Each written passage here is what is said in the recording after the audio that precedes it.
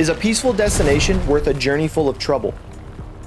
This is a question that I never thought would be answered by War Thunder of all games. You see, I've recently been reciting a line from a book called The Way of Kings, a line that has motivated me to become a better YouTuber, War Thunder player, I killed a term in a freaking M22, and person in general. That line is, journey before destination. Chapter 1. What would you consider to be the strongest tank type? Is it absolute power, yet little armor? Is it speed over strength? Or perhaps it's armor above everything? Maybe you like a balance of all these characteristics.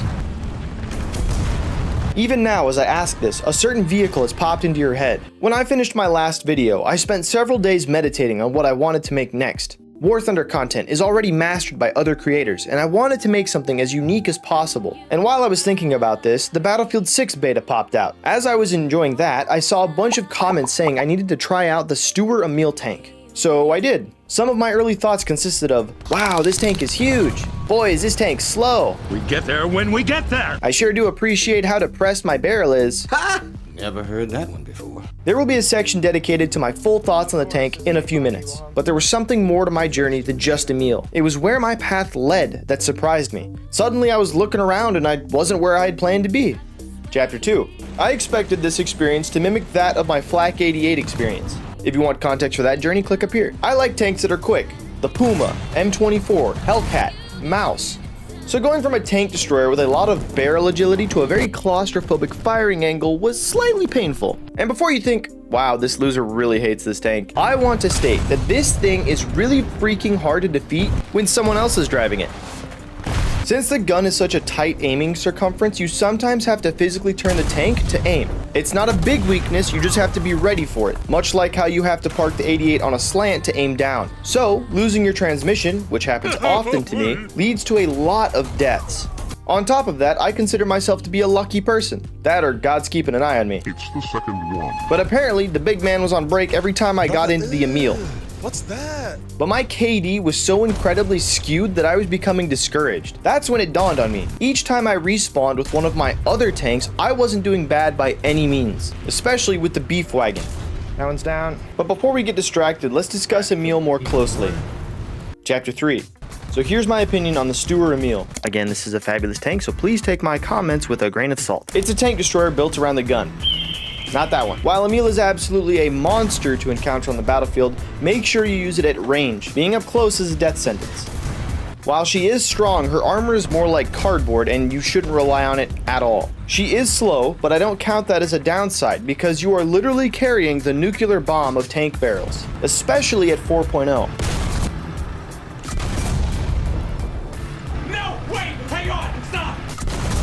Do you even know how big 128mm is? I think we did that joke already. For example, a softball is 97mm, and an American football, shout out to the real football by the way, I might be an American, but soccer is still my favorite sport. An American football is about 170mm, so we're looking at somewhere in between those two.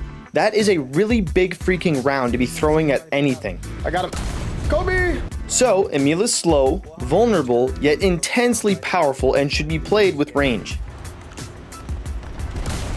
Frick off. The low ammunition problem was probably annoying at one point, but with the introduction of ammo boxes, I never ran out of shells. Usually because I died first. Alright, but here's where I realized something important. Chapter 4. I had already noticed that I was playing better with different tanks, yet I was determined to push on, knowing that you might one day have fun in War Thunder. It fills you with determination. It seems that every time I played something else, the Puma, Panzer IV, or the 88, I would start cooking people. Yet no matter how useful I was in other tanks, I had this feeling in the back of my mind. Why can't I do this in the Emil? Why? You suck! This really bugged me for the past 2 weeks of recording, and I understand that each tank is played differently, but I was able to use those strengths to succeed and understand their differences. The Puma is for harassing Shermans. The 88 is for sniping and holding down points. The beef wagon is an all-around champion for just about any situation. And the Stug is, well, the Stug is just amazing. I don't really know how else to put that. So why can't I figure out this blasted tank? The internet told me not to shoot at the turret. I know what to do, I just failed to do it. And that was when my discouragement fell even further. I was self-destructing so much and having so little fun that my journey was about to fail entirely.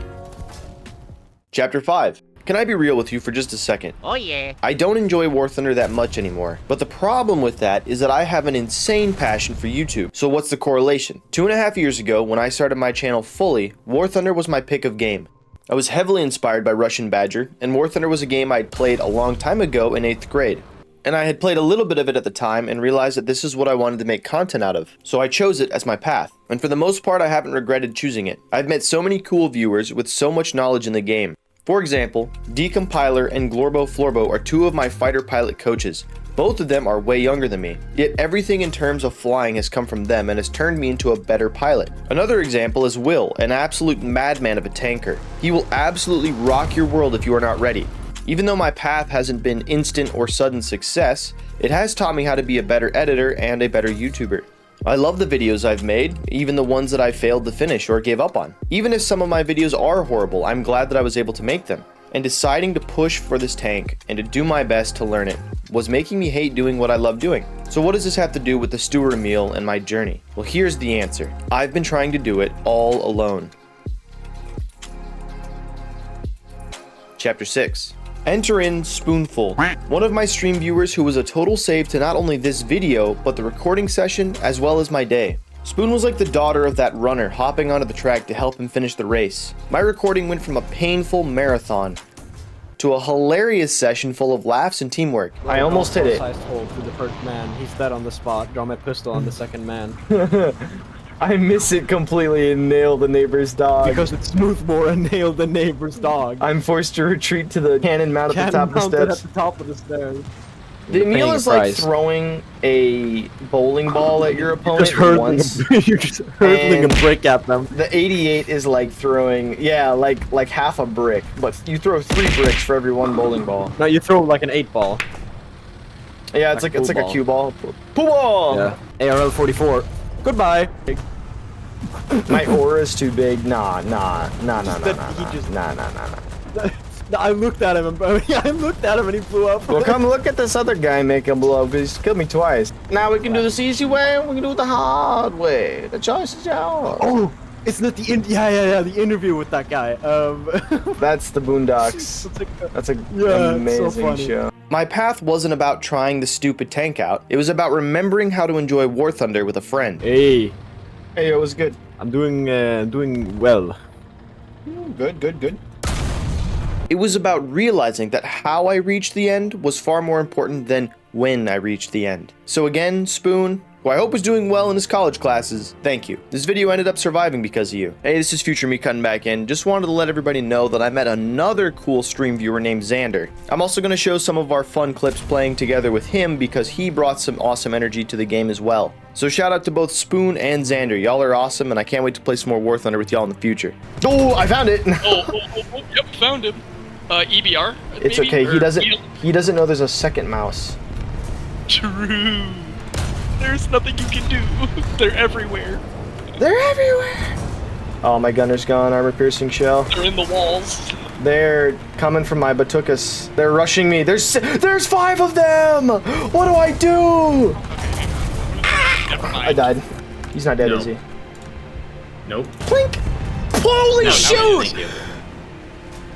You just killed an M46 with a 50 million. You should feel proud of yourself. Took his freaking head off with a 22, bruh. Chapter 7. As far as stories go on my channel, this has been one of my favorites. And it was your guys' idea for me to try out the Emil that led me here. My journey had begun before I'd even known it. And if I had given up, I never would have experienced that awesome morning session with Spoon. Not to mention the time we spent with Xander as well. Both times were hilarious. Plus, most of, if not all of you gamers already know how good the Stuer Emil is. It doesn't matter what I say, you guys know that she's awesome. She just isn't the tank for me, I guess. So remember, gamers. It doesn't matter where they're going. What matters is deciding to get on. Thank you for watching my story. We, both creator and viewer, find ourselves at the end of the journey. See how the journey was so much more interesting and satisfying than the ending? As far as my state of mind towards War Thunder and its lifeline to my YouTube passion, I don't know what I'm gonna do just yet. That Helldivers ODST thing is dropping and I can't wait to play that. But I know for sure that I'll be doing my absolute best to enjoy the journey this time. Thanks again, God bless, and I'll see you guys next time.